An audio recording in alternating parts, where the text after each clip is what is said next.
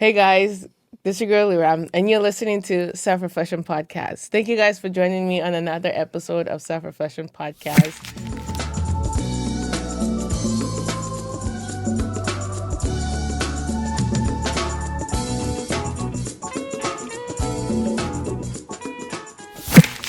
I am excited that you guys are here. I feel blessed to be able to have this podcast episode today. It's going to be an exciting one. It's something that is different from for Self Reflection Podcast. We have never had a podcast episode like this. So I'm excited to be able to have this experience here on Self Reflection Podcast. But before we get into our conversation today, I want to ask you, how are you doing? I hope well. I want to also remind you in this moment, if you have yet to create a moment for self-reflection, go ahead and, prioritize self-reflection because I have found self-reflection to be one of those things that have support me with my mental health. So if you haven't created some time for self-reflection, especially during this holiday season, go ahead and create some time for self-reflection. Also, if you have yet to subscribe to Self Reflection Podcast, please go ahead and hit the subscription button. I greatly appreciate it. And for all of us that have subscribed to Self Reflection Podcast, thank you guys so much for supporting this channel and allowing us to continue to keep growing. Thank you guys again so much for joining me on Self Reflection Podcast. We're going to dive into our conversation today. Today we have two guests here. We have Eric and Henry. And I will let them introduce themselves and then we'll carry on from there. Well, first of all, thank you for having us, Lira. Thanks. And thank you for being adventurous of trying this new format that I suggested. Yes. I'm Eric Yuan of Alameda County Behavioral Health Department, and I focus on healthcare innovation.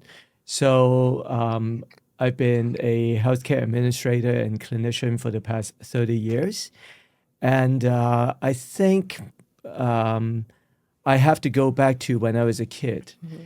When I came to this country, when I was a kid with my family to the Bay Area, as new immigrant, oftentimes we don't know how to get help that we needed. Mm-hmm. And so that motivated me to enter the helping profession. And when I became a clinician, besides medication, therapy for patients, I also found out that they also need a place to stay, food to eat.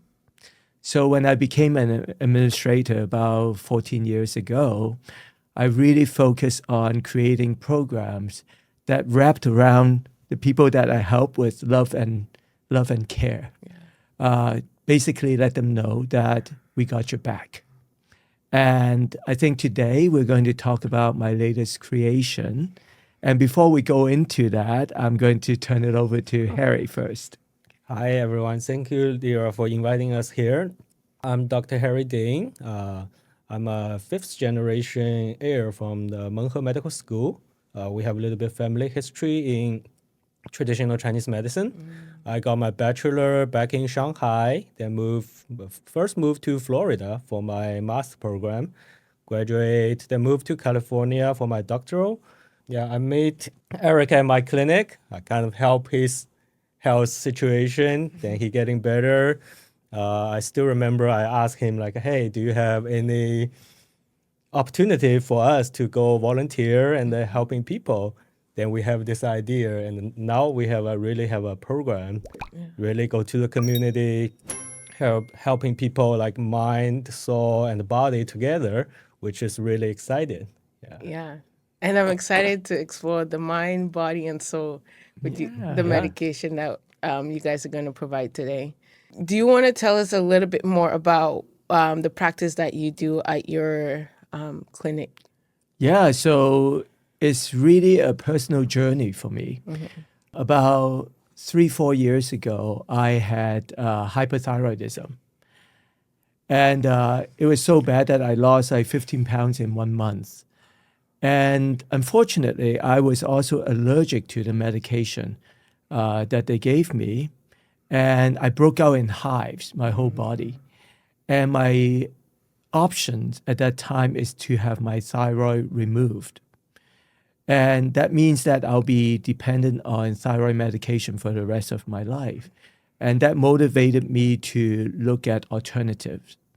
And I found Dr. Harry, and within 8 months, he returned my thyroid level to the normal level. So I didn't need surgery, and hypothyroidism was just gone. And at that time, I say, okay, how do I bring this to the community to help people who cannot afford this expensive treatment, right? And at that time, I was just thinking when I was getting acupuncture from Dr. Harry, and he asked me, hey, is there any opportunity to volunteer? Yeah. I say, Yeah. let's do this together. And we were able to get funding from the county and as a pilot. And I also have a team of psychiatrists that we work with Dr. Harry to develop how do we bring Eastern and Western medicine together Right? so that we can help people besides physically, but Yeah. also emotionally. So we want to treat the body and soul, the whole person. And that's the idea that we came up together. But then, you know, I think the essence is really when we started seeing patients. Because when you see patients, it's different than your game plan before, right? We have a model. This is what we're going to provide. But then we start seeing patients. And then we say, okay, we need to change the model a little bit. And we can go more in depth into that to really fit the need of the population that we serve. So over time, we just refine this model. And it became this really successful model now. And at first, we just aimed to serve about 300 patients in a year. And we ended up serving 1,200 patients. Oh, wow. Yeah, in 1 year. And just the reception from the community, you know, it was overwhelming and emotionally for me Yeah. because, you know, we created something very special for them and it's connecting with people, right? And I think, you know, I talked to Dr. Harry about if we start a new program, love has to be the number one thing because love is the best medicine. If doctors cannot connect with people that we serve, they're not going to come in. You know, they have to feel the love. So when we get a medical team together, we make sure that the providers are really personable. They have the heart, you know, and soul to help people. And I think, you know, the essence is really love that we give to the people. Yeah, Eric? Yeah, and also we give them a choice. Like, you know, like we are Asia people, we don't like talking about mental health too much, right? Usually we keep it for ourselves. But when they come, we kind of give them a choice. If we can, you know, we check the post. They can choose east side or western side. But slowly we are introducing like the mental health services like what Eric provided can help.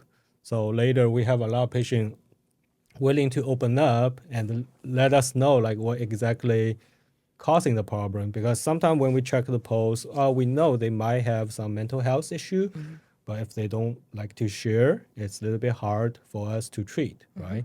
So Eric teach us like the acupuncturist, the TCM provider, how to look deeper into patients' need and what their health situation and their mental health situation.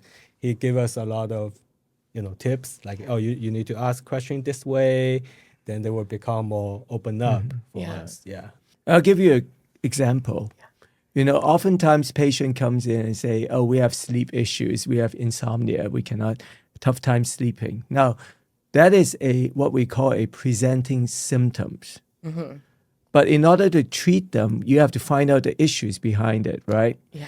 Now, let's say if the eastern side, they don't ask those deeper questions, right? So they will just maybe give acupuncture to relax the person, right? So that's treating the symptoms, but they might not be treating the issues. Yes. So now, as you checking the pulse, okay, you see a certain like energy stagnation in certain meridian that relates to certain emotion, okay? Oh, wow. Then, you know, like If there's stagnation in the heart and lung meridian, that means you have some kind of depression. Yeah. If you have stagnation in your liver, that means there's some kind of anger. Stagnation in the spleen, that means you have some kind of stress and worry. Okay? So now you ask the question and say, I noticed that you have some stagnation in your heart and lung. Is there anything that's been bothering you lately? You know, they might say, oh, I lost my father, Had a and I've been fight thinking about with- him yeah. and I cannot sleep. So you ask more questions. They've been feeling sad, teary. Now, the needle that we target is not just relaxation, but it's also targeting the heart and lung meridian so that we can release some of those emotion besides helping them with the sleep. So you can feel somebody's depressed through feeling just Yeah, for Chinese medicine, yeah. we were checking the pulse. yeah. Like we checking both side. Each side will indicate organ. In Chinese medicine, when we mention liver or heart, it's more like a system. Liver, like a liver system, kind of helping the overall like qi flow inside the body. Like heart, more like your the cardiovascular system. But also in Chinese medicine, kind of related to your sleep issue, something else. So when we mention, well, of course, we explain to patient, like, oh, I say your heart health issue didn't mean really like your heart health issue. It's like a system, right? It kind of might having some imbalance. So we are trying to address the imbalance. Then when we check the pulse, we can kind of tell, patient have a sleep issue, or they might have recently have high stress level. So once we find out those, of course before we just starting the treatment, like in Chinese medicine we have like patient have liver qi stagnation. I might pick some because the liver the channel have points over the body, right, and they kind of connect to the internal organ.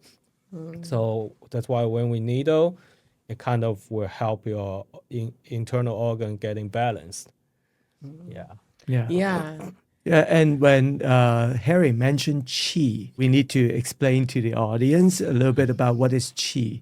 So qi is spelled usually QI or CHI, okay? It means the internal energy in our body yeah, that it's a keep us energy, yeah. alive. Yeah. So when people are, they passed away, there's no more qi, okay? And qi, think of it as electric current going through your body. And your body has over 2,000 meridian point. And when the electricity goes through certain point, if there's something going wrong with those points, electricity is not passing through, it's going to cause physical and emotional issues. And that's what we call stagnation. Yeah. Get through a certain point, it cannot get through, okay? Maybe because of stress, maybe because of physical illness and whatnot, okay? So let's say if you have a cold, the qi might not go through the heart and lung meridian so much because that's the cardiovascular system. And we need to use certain treatment to let the qi flow. Yeah. Yeah, Flow through the system. Yeah, when you have cold, it's like the external, too much cold. We will think it's external, some like evil qi invading your body. Like for example, today's cold. You didn't dress very warm. You go outside, and running or exposed to the cold for long-term period. Then those cold kind of invade the body, so it was starting to block the meridians. Then it will affect the internal organ. That's Yeah. why you were starting to have symptoms. Oh, I kind of cough, kind of my throat hurts. So then you will show those symptoms. Yeah. So I know I mentioned this to you guys that I was sick for a really long time. I went to the hospital the first time I started feeling really sick. They couldn't tell what was wrong with me. They couldn't tell what was really happening to my body, but I knew I was sick because I didn't feel like my normal self. And a couple months or almost a year, I went back again. What had happened was my airway had blocked. I wasn't able to breathe through my airway anymore. I'm still right now still recovering from that, being able to breathe through my nostrils. They did what's it called when they put you in the like a full body Yeah, scan. MRI. Yeah, Yeah. Yeah, MRI. I had a full body scan, and they end up finding out that I had a split septum, and it had also like moved to the one side of my nostrils, and the hospital was somewhat confused, right? What was going on? They asked if I had got hit in the nose, but I never got hit. So I did feel like I had some type of chemical, like some type of poisonous chemical in my body that was somewhat eating me from the inside. That was causing me to be sick. But to get to my point is, for someone that has, because they did mention that I had a chronic split septum, like, so for someone that has a chronic illness like this, can this medicine help them heal from that? Yeah, yeah. For chronic issue, really depends. For some, like when we have patients say, "Oh, we have arthritis," for example, it's kind of an autoimmune problem, right? So a lot of time, then the doctor say, "Oh, we don't know what's going on," and maybe when they test, a lot of things will be normal. Like then we have patient coming feeling, pain here, pain Yeah. there, a lot of pain, and a lot of patients don't want to take the pain medicine because they know it's like a temporary relief. Yes. I feel good for a couple hours, then it kind of coming back. Yeah. So for like arthritis, for example, in Chinese medicine, we think it will mainly related to cold, dampness, and wind. So that's why a lot of time patients feel more pain when the weather change, like raining, cold days. So we kind of think it's something invading the body, like from external, then blocking the channel. So once there's stagnation, it created pain, right? So for a lot of chronic issue, yeah, it's about same concept. We try to find the imbalance. Sometimes maybe it's physical, but a lot of time maybe mental issue causing the imbalance. Then of course when you go lab test, maybe everything is normal, but those mental issue might be inside your body, kind of affecting. So that's why some patient might feel it's coming from inside, and I don't know what it is, but it kind of affect my health. Yeah. Yeah. I think the differences between Western medicine and Eastern medicine is one is a physical science, right? Western medicine Yeah. is like whatever you can see, right? Your blood, your fluid, your bone, your muscle. But Eastern medicine is very much metaphysical. When we talk about chi, life force, meridians, it's nothing that you can see. Yeah. And I think the adventurous part of bringing East and West medicine together, and I would say it was very enlightening process for me personally, is seeing my team of Western doctor and Dr. Harry exchanging how they look at health, Yeah. right? How they look at the human body, and then the acceptance from both sides to learn from each other in order for us to create a model that you can blend the two together, to help people. Yeah. Yeah. Yeah. Because what really helped me on my journey was fasting. I would fast as much as I could. I don't know. I just went on fast, and it really helped my body cleanse out whatever it was, because the hospital wasn't helping. And before we get into actually getting, my treatment, I want to bring this up because earlier on we were talking off camera, and you mentioned that not to call you call you Harry, not Dr. Harry. You want to keep this more personal, build a connection. There you Right. go. And I'm someone that have experienced the medical system from a perspective that wasn't so friendly, right? And sometimes I feel like, I know doctors are human at the end of the day, right? But how do we start to build trust with the medical system? Because I feel like a lot of people don't really trust the Western medical system, is, let's just say, here. From your perspectives as doctors. Yeah, I think one thing that we focus on doing between Harry and me is education. So we teach our team, how to see patient, how to ask the right questions, right? And so I'll give you an example. I observed the team seeing patient, during the clinic, and I see the most reaction from patient when the team is making dietary suggestion. Like usually doctors will say, don't eat this, eat that, right?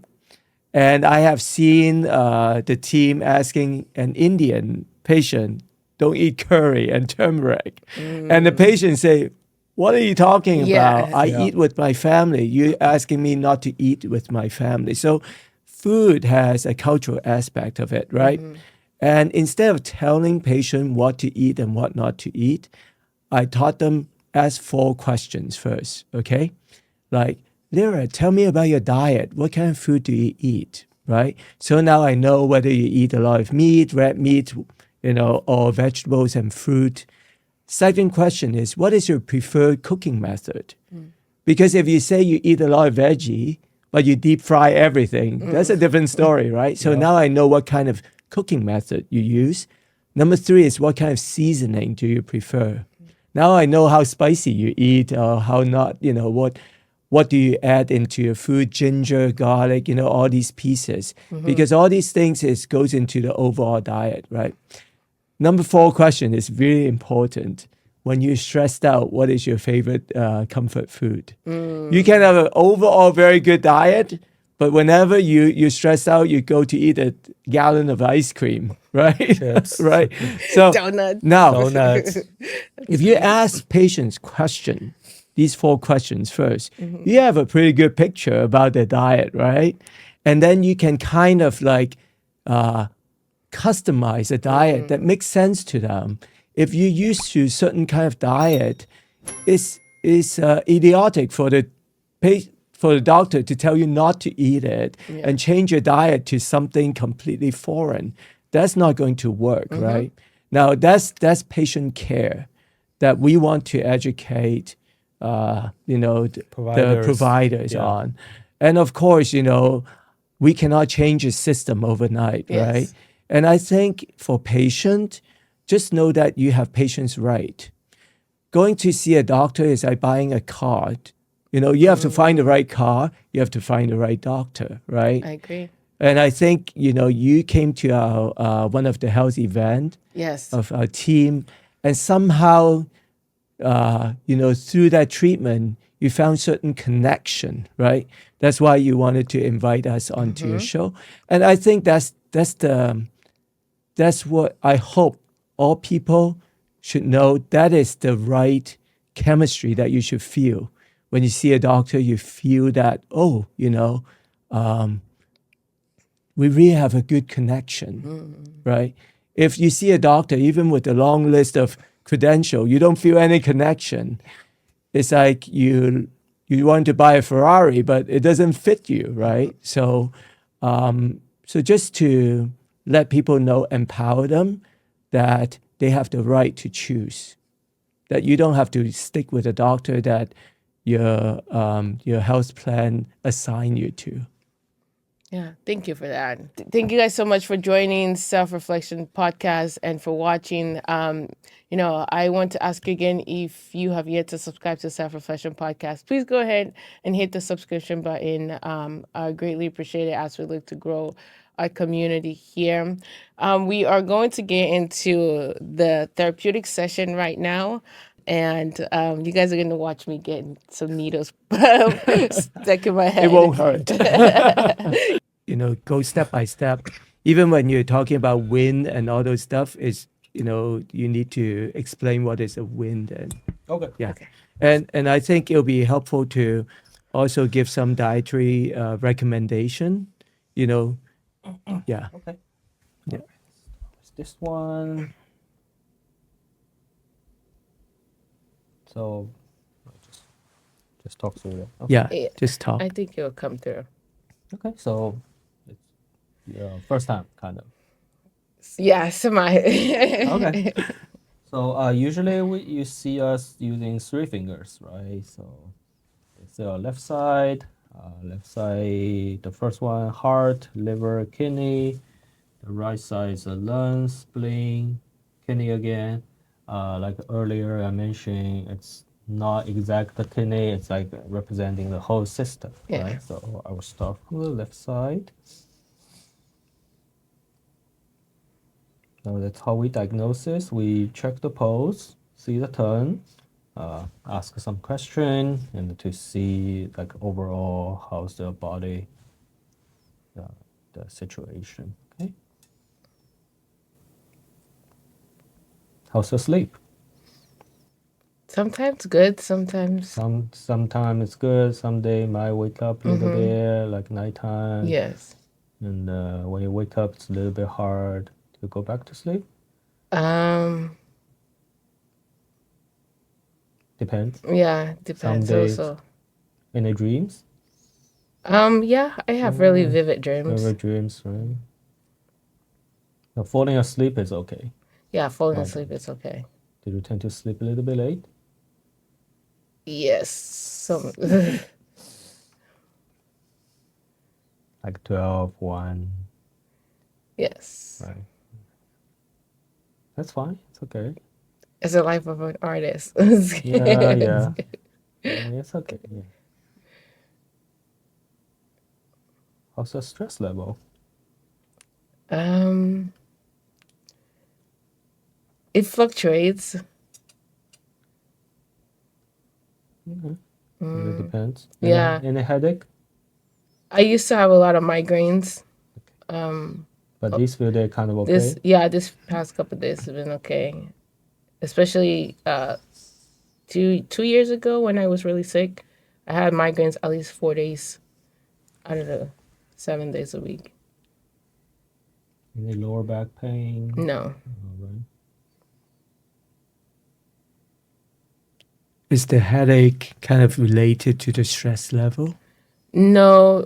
When I wasn't able to breathe, I feel like I think that was part of the reason, and whatever else was causing me to be sick. Yeah.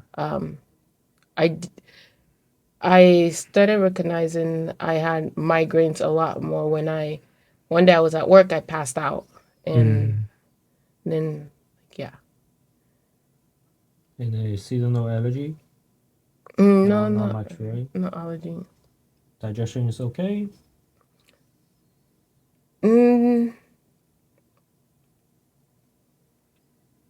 Yeah, not really. Any Am I bloating? supposed to have this? I had a question, like, how often should someone have a bowel movement if it's regular? It usually depends. In general, we would say like once a day, kind of. But some people it can be like every 2 days. Okay, and then I should say it's normal then. As long as you don't feel it's like hard to pass, and super dry or anything. Not really. No. It's kind of normal. It really depends on how much What you I eat. right? If you are fasting, of course, a little bit less. Yeah. Are you fasting currently? No. Yeah. And when you eat, do you eat at a consistent time? Not really. Not really. No. Yeah. I won't say so. How many meals do you eat a day? 1.5 often. 1.5. Yes. Like, tell us about your eating schedule.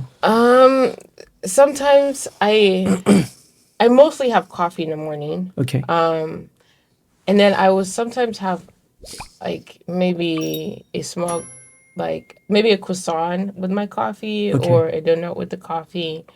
Sometimes I just have plain black coffee because I also enjoy that. I don't really eat lunch. Sometimes I will have lunch, but most of the time I eat dinner. That's like my big meal. Yeah. And when you don't eat lunch, it's because you don't have time or you don't too have... busy. Just Not not really hungry. hungry. Not hungry. Yeah, at that. Okay. Yeah. Okay. And then at dinner time, what do you eat? It just depends. Like pasta was what I had yesterday. Okay. Like carbohydrates. Yeah. Often comes with maybe veggies, protein as well. Okay. I try to eat a balanced meal when I Meal, eat my Yeah. one meal. Yeah. And what time do you eat usually? It depends. So between like I would say 6:30 to maybe 9-ish 6:30 somewhere. to 9-ish. Yeah. Yeah. Okay. That's a big range. Yeah. Yeah. Somewhere in there. Yeah. And you go to bed at what time? 12 to 1. It Ish. depends. If I have a lot of things Yeah. to catch up on, I go to bed like 12:31-ish. Yeah. But sometimes I go to bed around 9:30, 10:30, Yeah. 11:30. So it just depends. Depends like, on the where, schedule. Yeah. Like, But I would say on average, like 10:30 is when I go to bed. I probably fall asleep like 11. Okay. Yeah. And you talked about, before that, how many glasses of water do you drink a day? I have a little bottle, so I don't know how many glass that is. Okay. But I know I drink one for sure. One of for sure. those bottles. Is it 16 ounces or 32? How big is that? that's Oh, I think that's at least 32. 32 or something. Yeah. Yeah, my water Yeah. bottle is similar to that size. Yeah. 32 is about 4 glasses. Similar. So I have one of those that I at least make sure that I finish. And I like to drink Yeah. hot water. Okay. Good. Instead. That's good. Yeah. Yeah, that's important. Yeah. And you talked about you feel stressed. Depends. Depends. Yeah, it depends what, like, let's say I have homework to do or schoolwork and I need to finish it. Yeah. Yeah, that could bring Yeah. up stress. But Okay. for the most part, I don't feel a lot of stress. For the most part, I think things are kind of normal, I guess. Normal. Okay. Yeah. It's okay. Yeah. Yeah. Yeah. Can I see your tongue really quick? Okay. That's good. All right. Yeah. A couple things from the post. First thing is spleen, which is representing your digestion system. Your spleen pose kind of relatively on kind of a little bit weak, we would say. Probably from usually like the spleen, they prefer eating on time. Kind of they don't want changing from a big range, or the portion should be kind of similar. That's kind of healthy for the for your digestion system. Like for people, if they're fasting, if the schedule is kind of stable, then it's okay, right? So when the spleen is getting a little bit weak, usually you might get pretty easy to feel fatigue. Sometimes, like in the afternoon, maybe you are getting to a point like, oh, I want kind of take a nap, or you feel like really tired. That might happen to you. Also, because like Eric just asked, like your eating habit, right? It's like you kind of tend to skip the lunch, big meal for dinner. Usually, if it's kind of stable, it's okay. But the problem is like dinner time, your range is pretty Yeah. big from 6:45 to 9, ish. It's kind of big range. So ideally, we want kind of getting a little bit shorter, maybe Okay. 6:30 to 7:30 ish, right? Morning is okay. If you feel like you don't eating want to eat lunch, kind of want to skip it, then it's okay. Yeah. So that's the first thing, spleen. Then the heart area more related to your sleep. That's why I ask if you kind of will wake up, maybe something you think about a lot. Maybe some work stuff will wake you up at night. Podcast.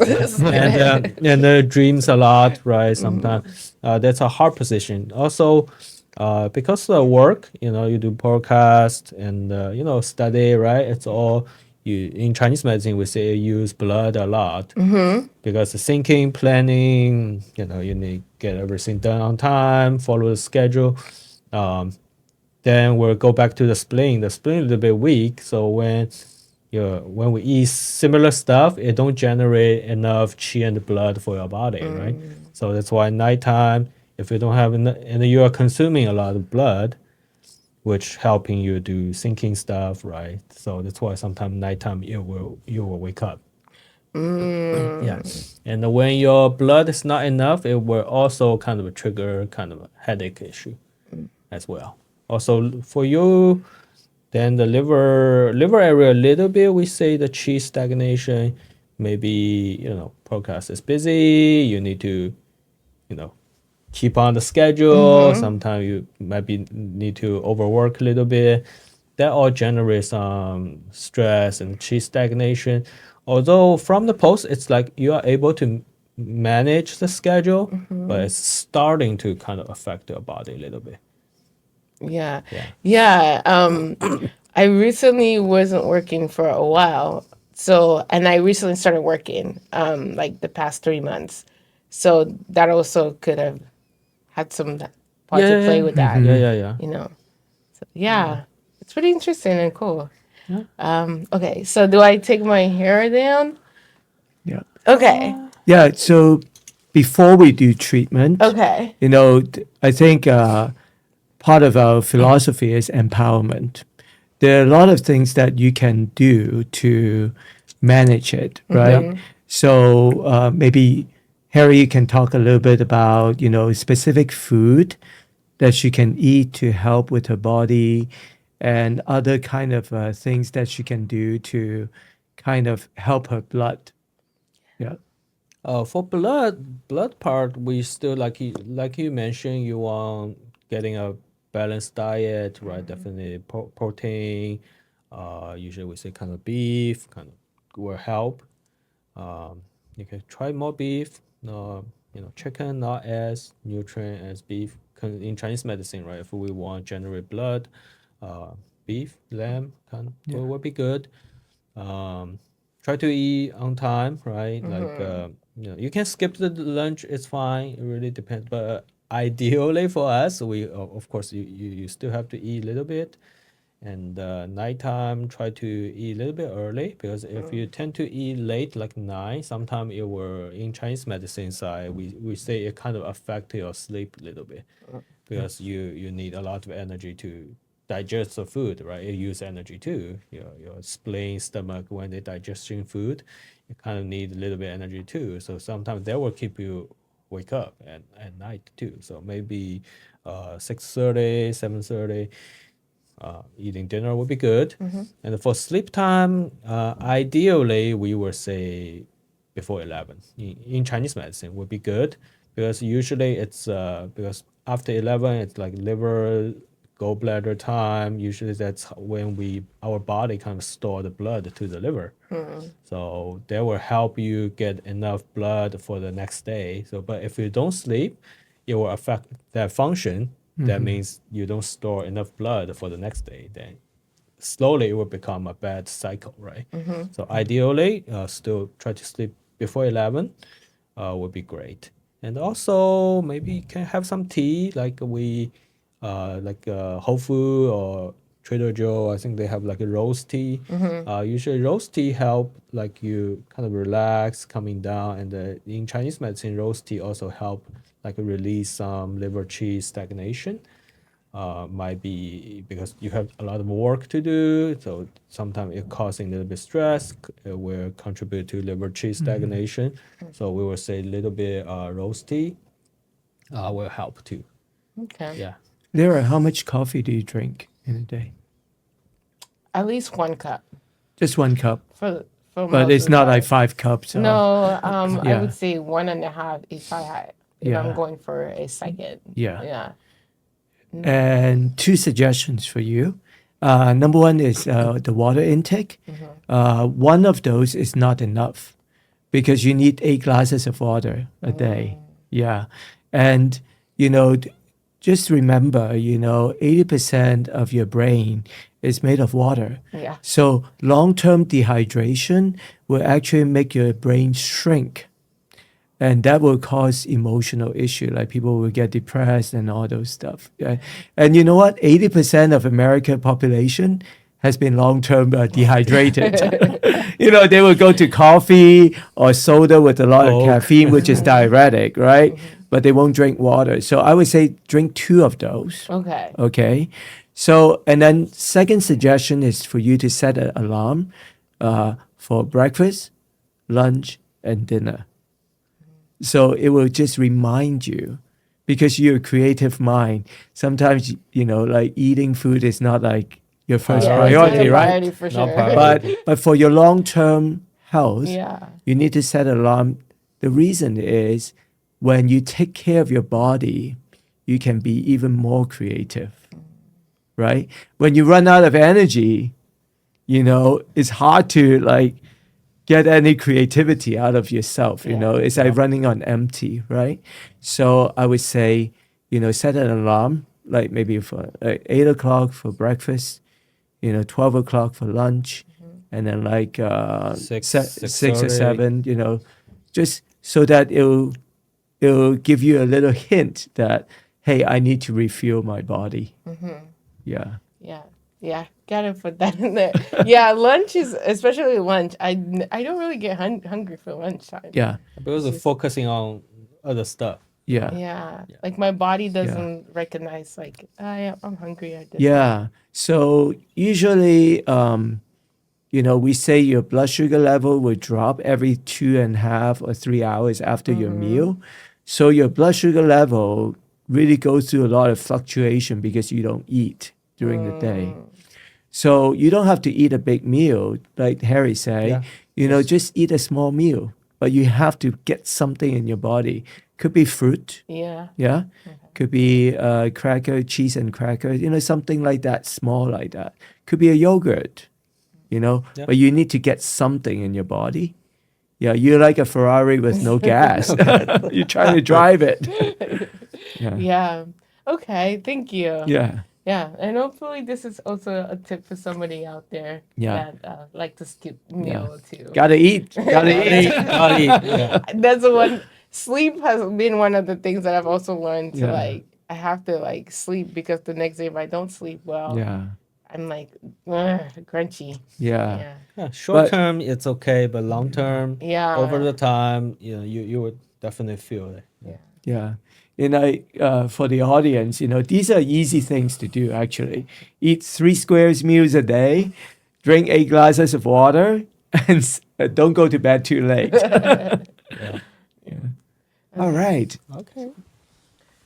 And I literally had to prepare myself because I was wearing wigs and I was like, what hairstyle can I do so that you guys can poke needles in it and your needles don't get lost in my afro. So this is the hairstyle I came up with. Your hair is perfect. You don't need a wig. Lira, the needle is not going to hurt. Yeah. Sometimes if you have certain stagnation You might feel in a some certain part, you sensation. might Yeah. feel a little like a pinch. Yeah. And if you feel a pinch, feel free to say ouch, because that is giving feedback to Dr. Harry Yep. that you have certain stagnation. He's hitting the right spot. Okay. Yeah. Just relax. It'll be like the health event. Stay very gentle. Okay. So for you, we are more targeting like the release the liver chi stagnation. I'm using a technique we call neuroacupuncture or scalp acupuncture. So here is the like some reflecting area, because here the head is like your command center, right? All the signal, all the command coming from there. That's how we use it to adjust the body. Okay. Then Eric will help you relax a little bit more, and we will see how you feel. Yeah.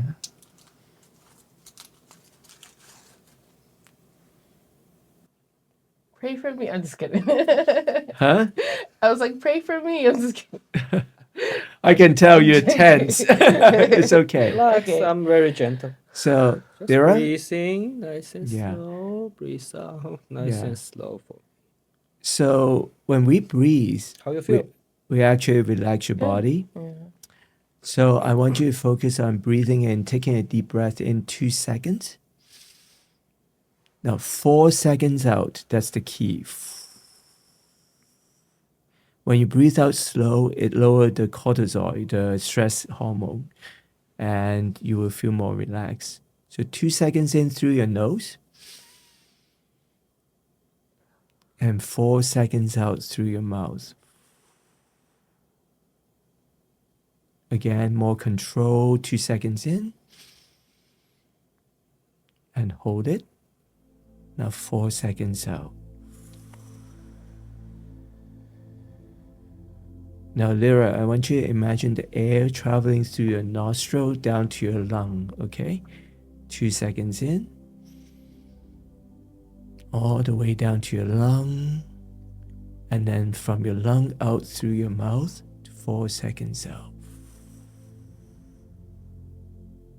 You feeling okay? And 2 seconds in,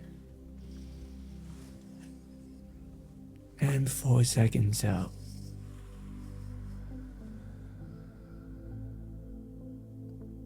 We do it one more time, 2 seconds in, and 4 seconds out. You're doing great. Now I'm going to take you to a white sand beach in Hawaii. And in front of you, there's a beautiful staircase. It's taking you down to the beach. And the staircase is encrusted with beautiful seashells. You can see the seashell glistening underneath the sun. It's beautiful, and just enjoy the beauty of the staircase first. You can slowly walk down the staircase and just take your time with it. Just to enjoy the beauty of the staircase, the seashells on the staircase.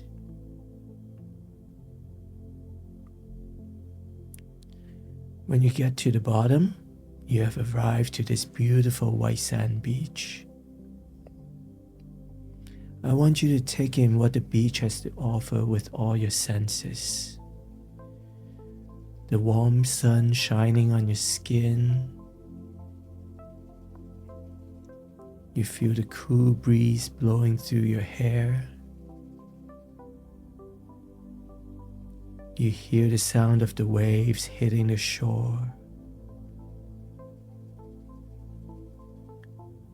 And you feel the soft sand underneath your feet. And in front of you, next to the ocean, there's a natural warm spring.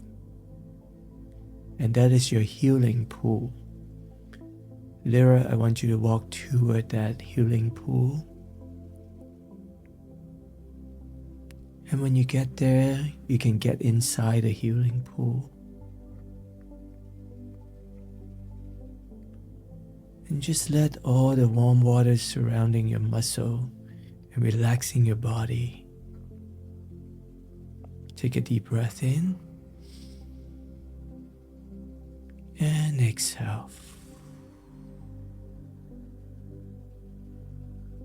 And just feel the muscles on your shoulder, your back, your lower back, all relaxing in this pool of warm water. In this healing pool, this is where you can let all your stress go. Just let your stress melt away in the pool of warm water. Take a deep breath in, breathe in the steam from the water. Let it clear out your lung and exhale. Good, just stay here for a moment, relaxing. Outside of the pool, there's a walkway. When you're ready, get out of the pool, get on the walkway.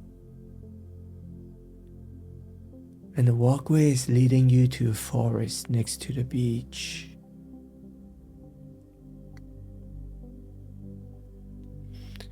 And when you enter the forest, You can feel the cool shade provided by the big trees. You can hear the wind blowing through the leaves. And you hear the birds chirping on top of the trees. Keep walking. In the middle of the forest, there's a clearing. And in the middle of the clearing, there's a tree stump. Walk toward the tree stump. And on top of the tree stump, there's a stack of photographs. Pick up the photographs. And each photograph is a happy, joyful moment in your life. Go over each photograph. Relive those happy, joyful moments. And feel that emotion in your heart.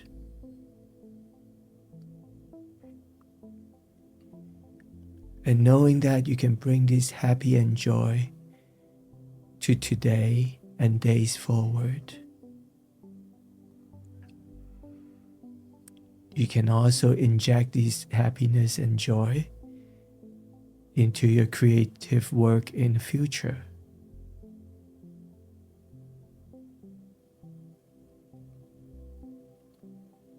Just knowing that these feelings can live in your heart and fill up your soul.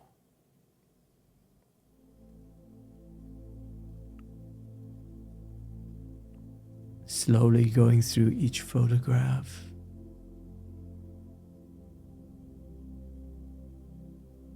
And when you finish, you can put the photographs into one neat stack and hold them next to your heart and feel the gratitude in your heart.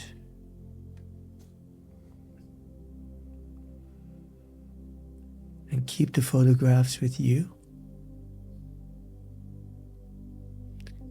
as a reminder of your past that can enrich the present and the future.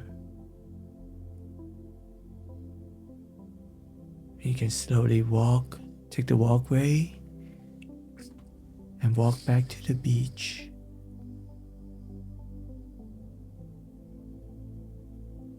When you reach the beach, again take in what the beach has to offer with all your senses.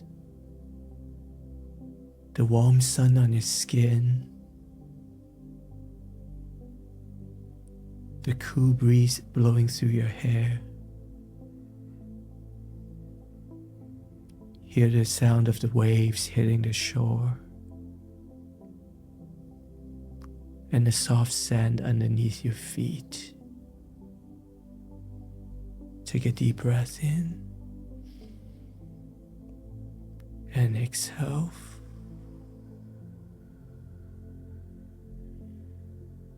Another deep breath in, this time taking all the positive energy. And exhale.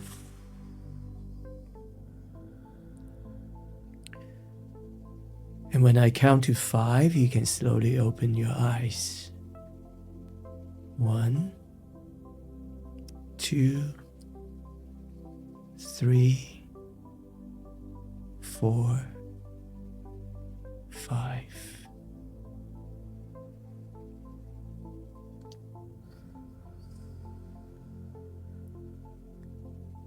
Yeah, you can slowly open your eyes.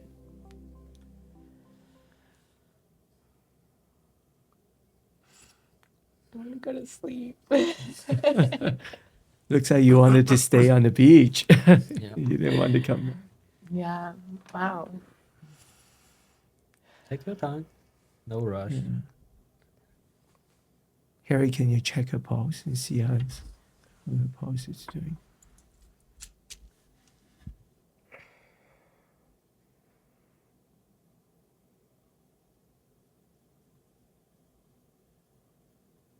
I feel so relaxed.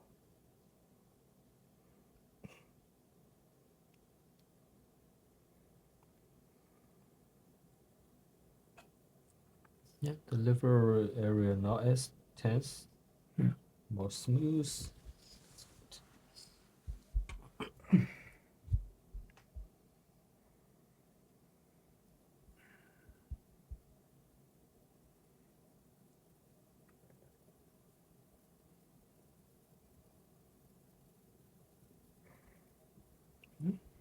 Yeah, yeah, less tense. Yeah, chi flows better. Yeah.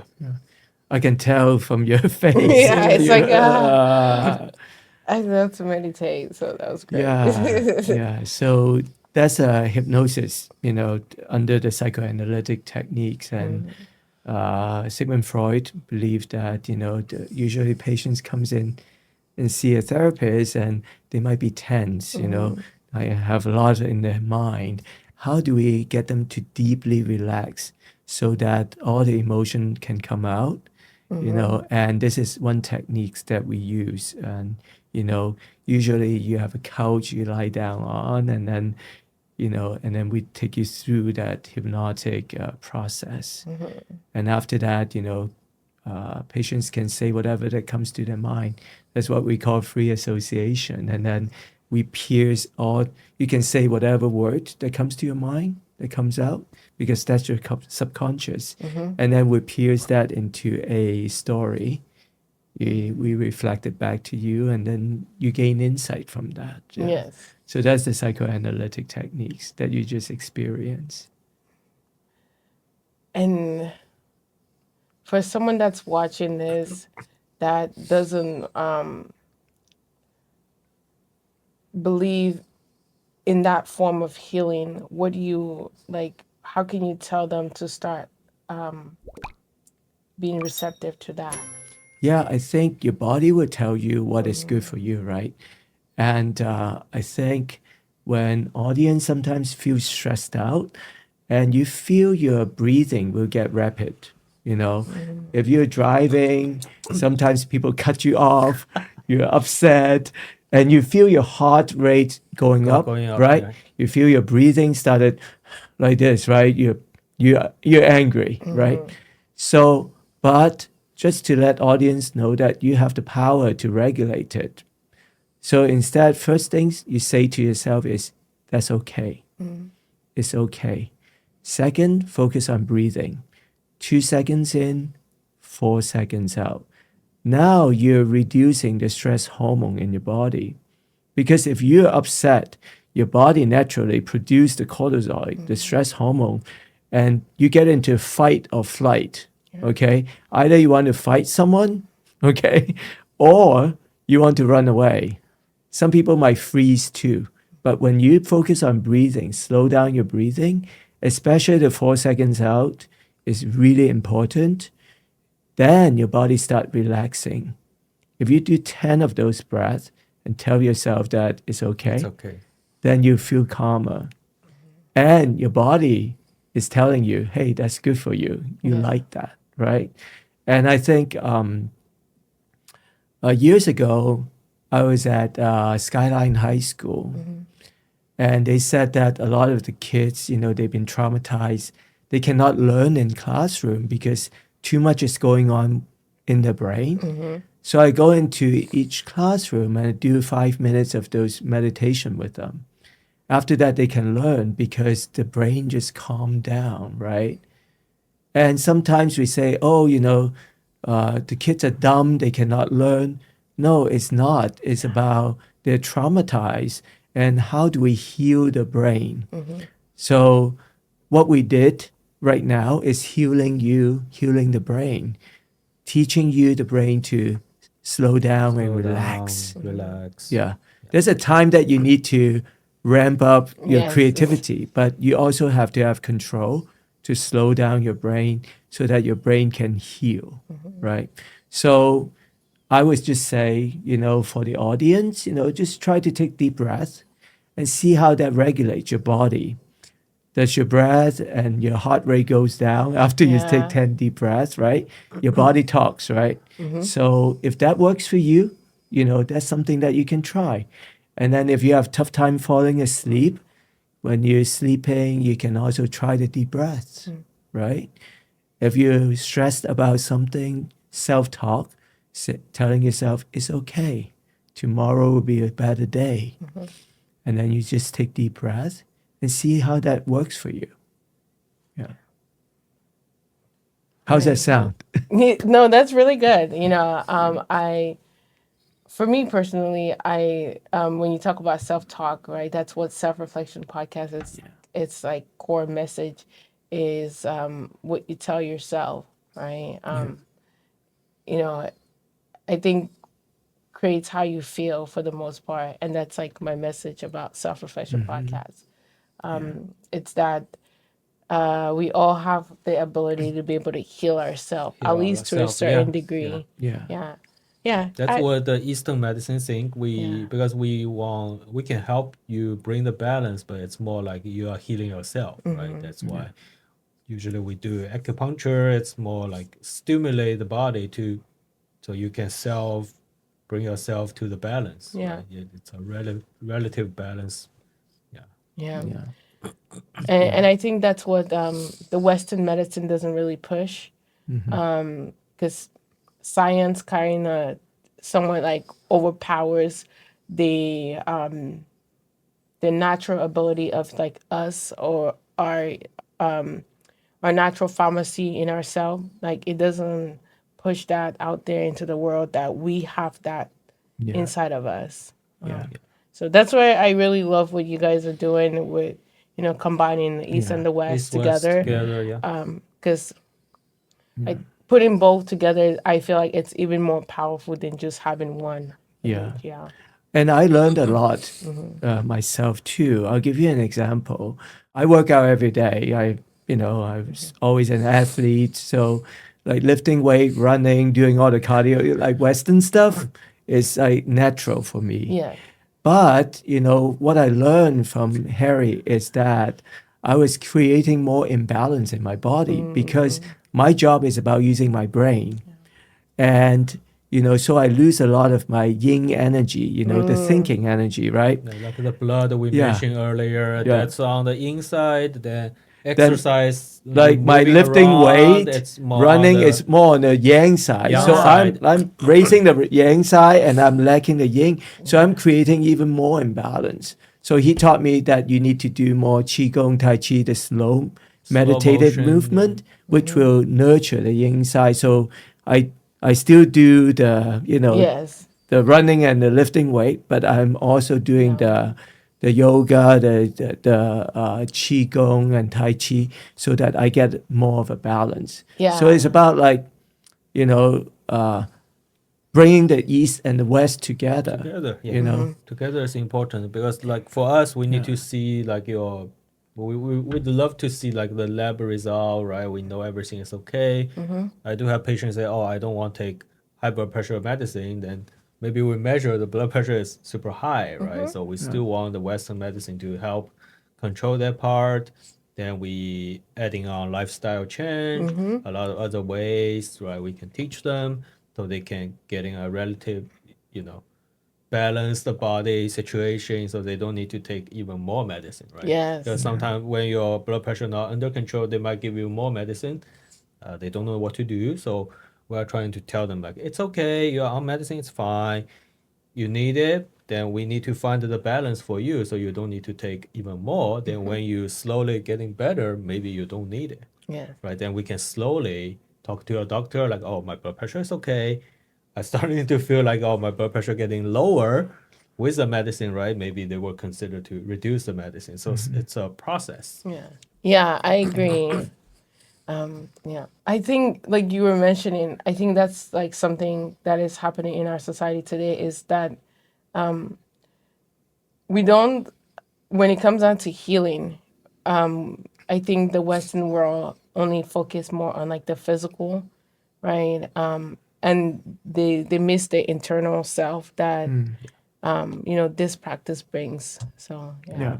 I was having an interesting conversation with Harry because I woke up one day on the weekend and as a creative person, I said, oh, like Western medicine is about outside in, so often it's like, and what Western's culture and Yes. society is about how good you look, Yes. right? And then Chinese medicine is about inside out, right? And you have to feel good and then you'll be healthy. But then if you just communicate to Western population, oh, just focus on internal, Yeah.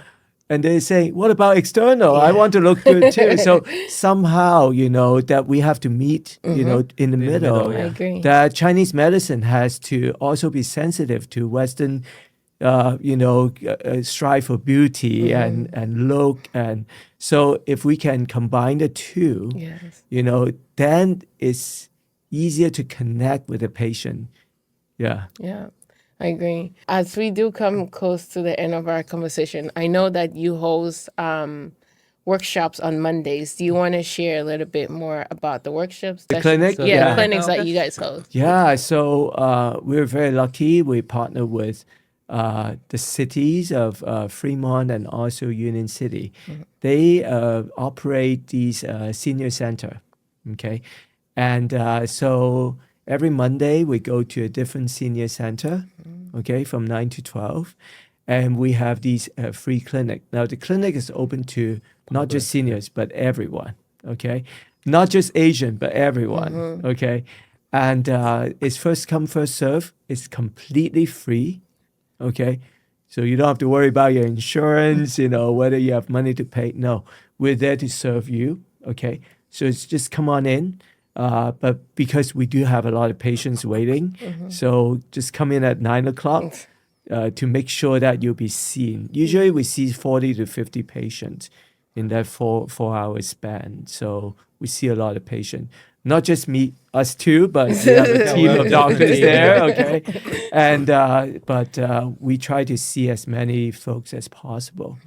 And it's a great resource for people if you guys can make it. Yeah. Yeah. Yeah, even just coming for some qigong is good. While waiting, we have some qigong Yeah. master teaching you some how you stretching the body. Certain qigong can help you benefit your health too. Yeah. So even just coming to learn a little bit that would be good too. Yeah. Now that's just the innovative part of the clinic, Yeah. that you don't have to wait in line to see a doctor. Yeah, you just While do you're waiting, you can exercise. exercise. And then we'll yeah. call your name and then you go over and see the doctors, right? Yes. And if someone that is listening to this conversation, what do you want them to receive from our conversation today? Number one, we all have right to heal ourselves, okay? And, whether you in a medical setting, you have the right to find the right person to help you, okay? So it doesn't have to be me and Harry, Yeah, you can. but if you can find someone that you feel a connection, that you feel that, oh, this person can help me, and they respect me as a person, they don't just see me as a symptom. I think that's the key. We don't want to see someone just look at us as a cold symptom, right? A flu symptom, but they want to understand our lifestyle.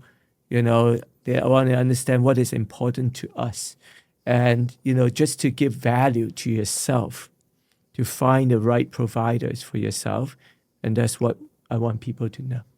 Yeah. Yeah, I think the most important thing, you need to believe like we have the power to heal ourselves. Like Eric mentioned, we need to find the right provider. So try to see if you can get connection with the provider. I think that's the most important thing, and still believe yourself, right? We can uh, empower ourselves, healing ourselves too. Yeah.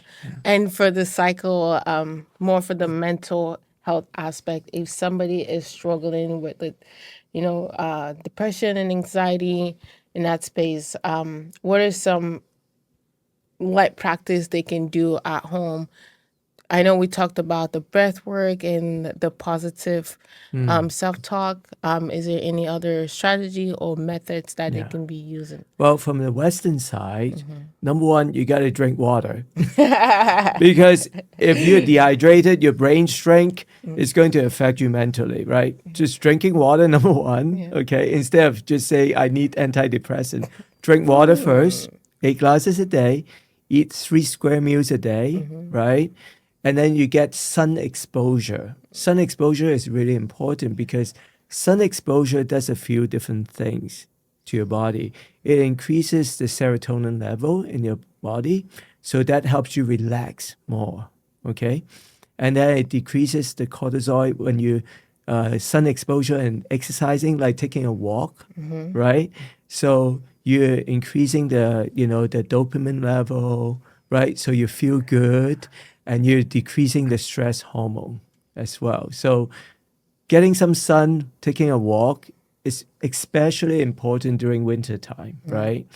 And holiday season is coming up. It's a time that a lot of people feel stressed Yeah. because you feel the pressure of being happy. And if you, like Dr. Harry say, like taking a walk like midday, when it's Midday, warmer, it's Yeah. sun important. is shining, take a half-hour walk, or you can chop it up into like 2 15-minute walk will do you a lot of good physically and emotionally. And just remember, physical and emotion are connected. Yeah. If physically you're not feeling well, you're not going to feel so good emotionally, Yeah. vice versa. So make sure that, I have another hint for people, okay? So check your gas tank every day. When you wake up, you have 2 gas tanks. You have the emotional gas tank, you have the physical gas tank. 1 to 5, okay? 5, that means you feel perfect. 1, that means you feel drained, okay? Ask yourself, what number would I give myself? What number would you give yourself physically today? Physically, I would say a 4. Okay. Yeah. And then emotionally. Emotionally, I would go 4.5. Okay. Yeah. This is after our treatment or before our treatment?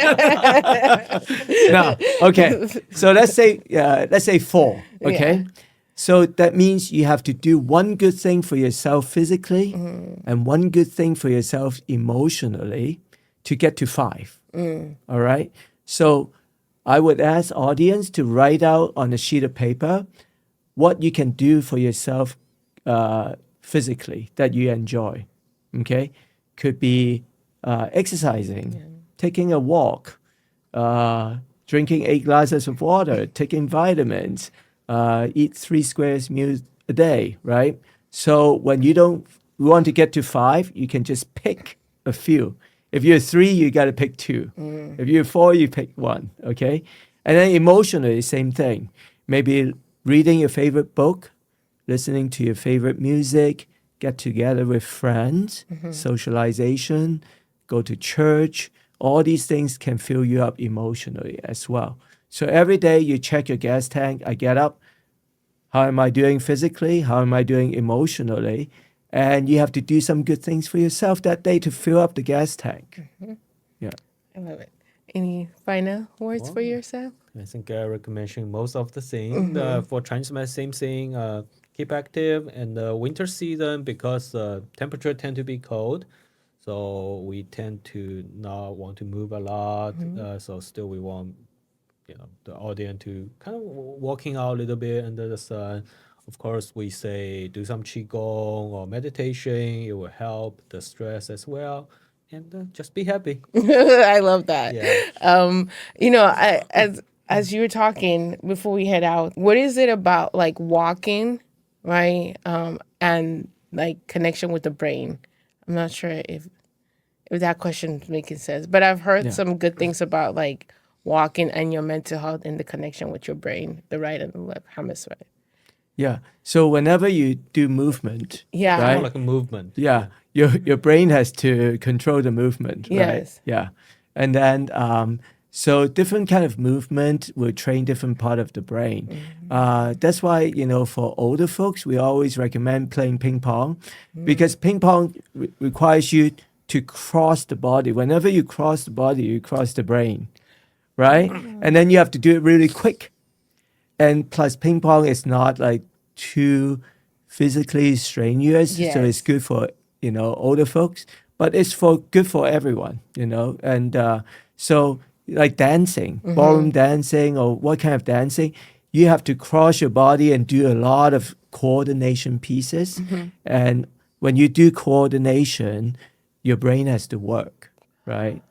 And then on the other side is when you're exercising, you bring oxygen and blood to your brain. So it's really good for your brain as well. Yeah, any movement when you move, because when we move, it boost in Chinese medicine or even Western medicine, same thing, right? When you move, it boosts the circulation, it boosts the qi and the blood flow. So even you're walking, it's good. You do other stuff, it's good. For Chinese medicine, we will say don't when you walk, try to be a little bit fast. You will feel your body a little bit getting wet, but not like sweating a lot. That's a good measurement. Like, oh, I feel warm, a little bit wet, but not like sweating a lot. Yes. That's a good amount exercise. It kind of boosts the circulation, boosts the qi and the blood flow. Meantime, won't consume too much qi. If you do it a little bit over, means like a lot of heavy lifting stuff. Of course, it's healthy, but in Chinese medicine, sometimes if you overdo it, it kind of consuming the qi too. Because when you move, you need to use the qi to move, right? So Yeah. if you overdo it, it will kind of consuming your qi. So at the moment you feel good, but afterwards you are getting tired. But if you are doing a right amount, means afterwards you feel good, then it will last even longer. So Yeah. we want to find the balance point for your Yeah. body. Yeah. I think we have a saying called no pain, no gain. Yes. But I think we want to educate folks to really listen to your body. If you're experiencing too much pain Yeah, after just your workout, that means your body is telling you something. Yeah.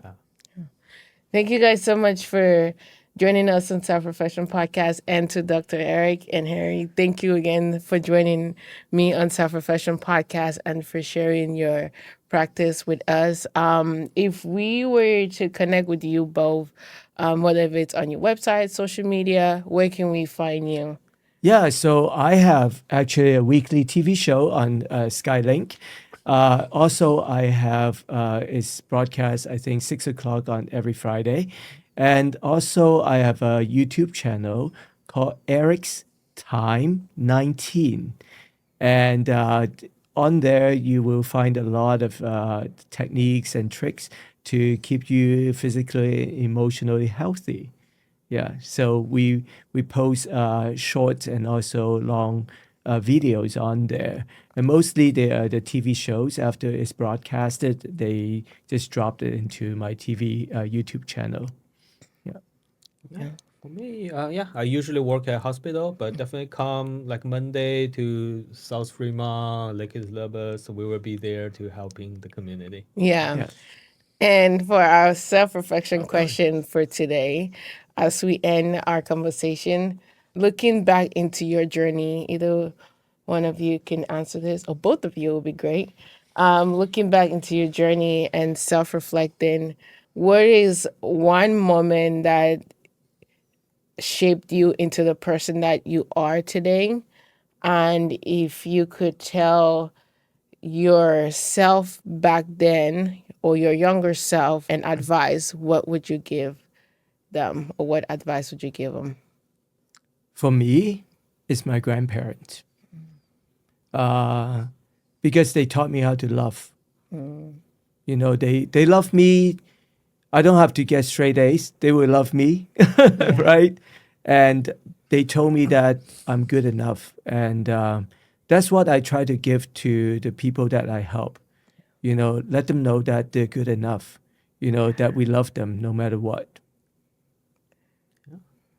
For me, let me think about it. Yeah, got into Chinese medicine because of family history. Like I mentioned, I'm the fifth generation, but I feel I really thankful. My dad didn't give me too much pressure. You have to be, a doctor. But when I follow him to see the patient, I feel like helping patient gives me, you feel the kind of feel yourself, right? They go, oh, I'm really helping people. I think that feeling is really bring me here, like as a doctor, and to connect with Eric and building this model. I think that's the initial like the feeling like I'm helping people Yeah. is very important for me. Thank Yeah. you.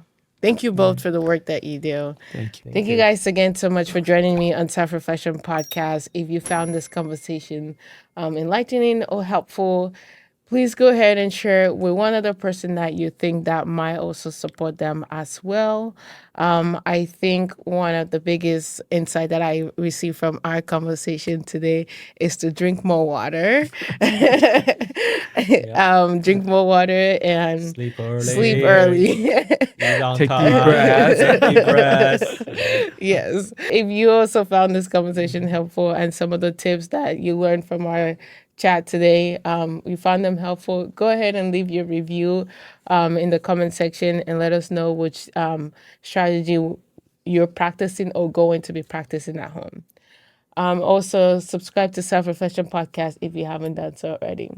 I hope you have a blessed day. Take care of yourself, love yourself, be kind, and be gentle with yourself. Until next time, you're listening to Self Reflection Podcast, and this is your girl, Lira.